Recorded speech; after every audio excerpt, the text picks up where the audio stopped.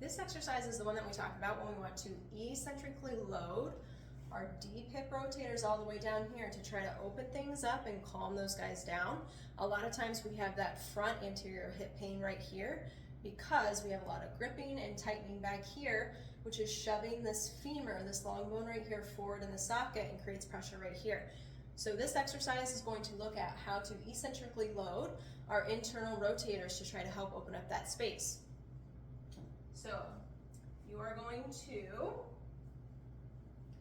have one foot resting up against the bottom of the wall. To make it more challenging, you can go up even higher, but to get a little bit more of a balance, you kind of rest it down here at that baseboard level.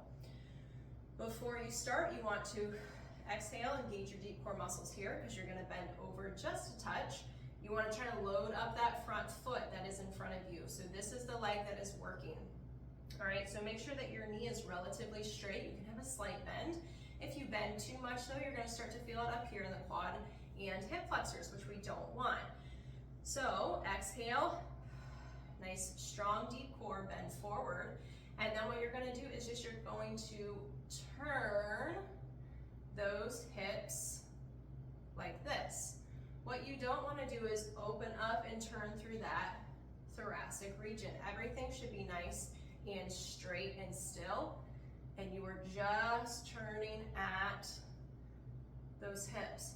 So when we turn this way, this is that eccentric loading of the internal rotator. So this femur right here, we are going into internal rotation. So you should feel it all the way back here, loading up. Okay, when we turn this way, we are going into external rotation of this hip and femur. Okay? If we want to try to make it more difficult, you can have a weight on this side, which is going to help you kind of open up into that external rotation position, but make internal rotation more challenging.